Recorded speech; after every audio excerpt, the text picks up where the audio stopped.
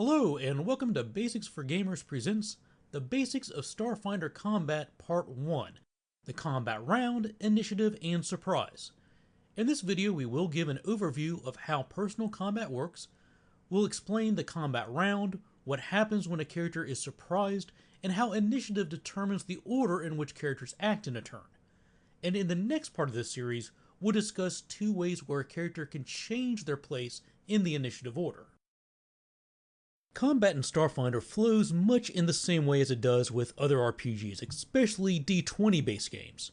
Combat is broken up into rounds, which are further broken up by turns. Each player gets one turn where they declare what they want their characters to do. Once every player has declared their turn, and the GM has done the same for all of the NPCs under their control, then that is the end of the current round, and the process continues with a new round. Incidentally, one round lasts 6 seconds in the game world, regardless of how many players and NPCs have a turn during it, and therefore 1 minute in the game world narrative is going to be the same as 10 rounds at your game table. It's easy to visualize this like you would with a standard board game, where everyone takes a turn and play continues clockwise around the table. One full lap around the table is one round. However, things in Starfinder get a little bit trickier due to initiative. When combat begins, all characters, both players and their opponents, make an initiative check. A standard initiative check is rolling 1d20 plus the character's dexterity modifier. And from there, the character's initiative score may be modified further by feats and other effects. Once all characters have their initiative score, they're then ranked from the highest initiative to the lowest, and this determines the order in which characters are going to act during the combat rounds. The higher the total, the faster on the draw that character is. In case of a tie, the character with the highest initiative modifier acts first. So, for example, Altronus and a Space Goblin both rolled a total of 16 for their initiative checks. Altronus rolled a 15, plus his dexterity modifier of 1. The Goblin rolled a 13, plus its dexterity modifier of 3. Therefore, since the Goblin has the highest modifier, 3-1, it wins the tiebreaker and acts first. If both characters have the same initiative modifier and they're still tied, then they roll a d20 between the two of them and the higher result acts first. If both the tied characters are players, the GM might just forgo that roll-off and just let the two players decide which of them wants to go first and second. Any character at the start of combat who is not aware that they need to defend themselves is taken by surprise. This can be caused in a number of different ways, but the most common would be a surprise attack. For example, enemies are hiding with sniper rifles. Their stealth check beats some or all of the players' perception checks, and they open fire before those players are ready to defend themselves. If not all of the participants in a battle are aware that they are in danger, then combat starts with a surprise round. During the surprise round, you take turns per the initiative order, but skip over anyone who was taken by surprise. And those who do get to act during the surprise round do not get to take a full turn. Instead, they are limited to only one standard action and one swift action. And that standard action may be used to perform a move action instead, as usual. Also, surprise characters start the combat with the flat-footed condition, which means they suffer a -2 penalty to both kinetic armor class and energy armor class until they get to act.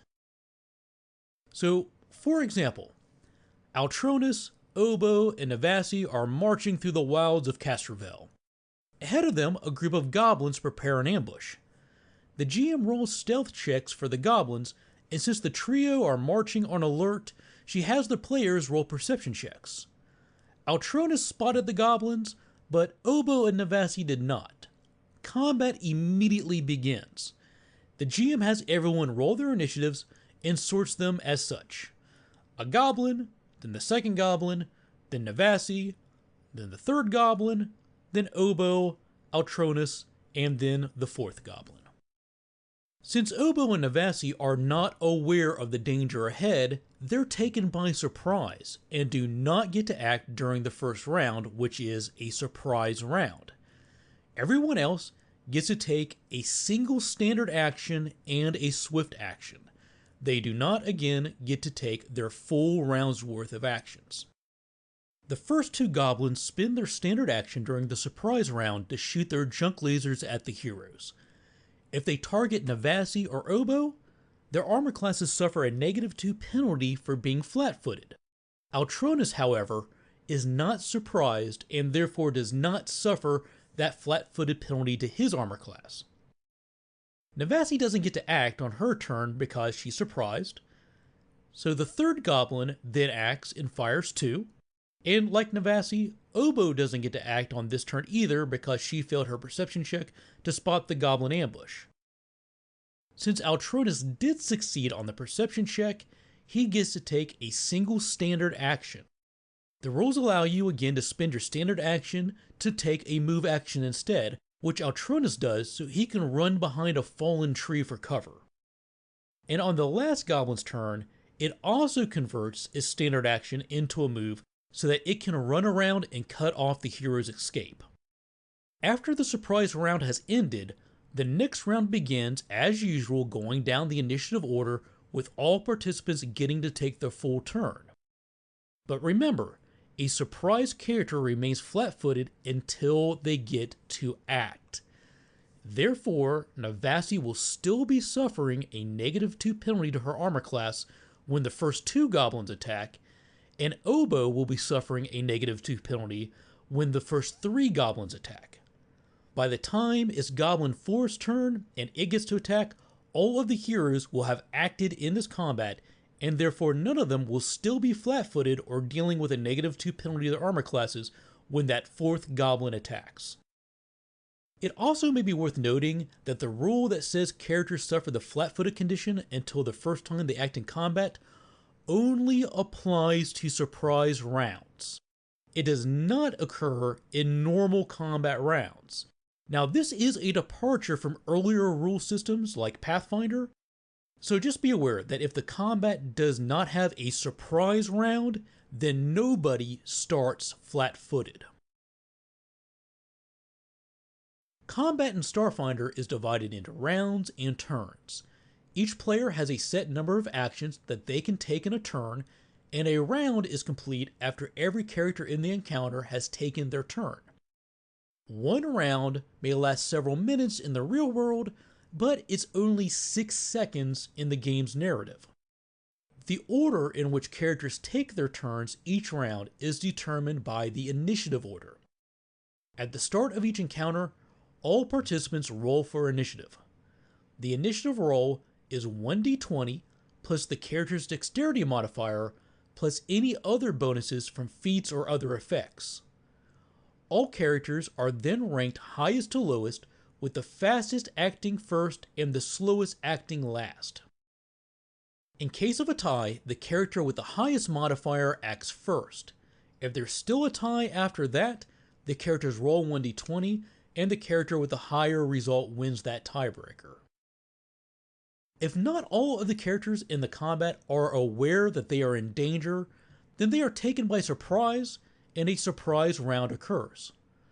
During a surprise round, all characters who are taken by surprise suffer the flat-footed condition and suffer a -2 penalty to both kinetic armor class and energy armor class until they get to act, which is typically during the first round after a surprise round. Surprise rounds progress in initiative order. Characters who are surprised are skipped over, and those who are not surprised may take a single standard or move action plus their swift action that turn. After the surprise round concludes, the encounter is conducted as usual, save that surprise characters remain flat-footed until the first time that they act. With that, we'll bring this video to a close. If you found this video helpful, please give us a like, and don't forget to click that subscribe button and bell so you don't miss out on our future videos. Leave us a comment letting us know what topics you would like to see us cover in the future, and we can always be reached through our Twitter and Facebook pages too. If you would like to use some of the maps that we feature in our videos with your own games, you can find them at Maps of Mastery and 0 Hour. Links to those sites may be found in the description. Thanks for watching, take care, and we'll see you soon with more basics for your favorite tabletop games.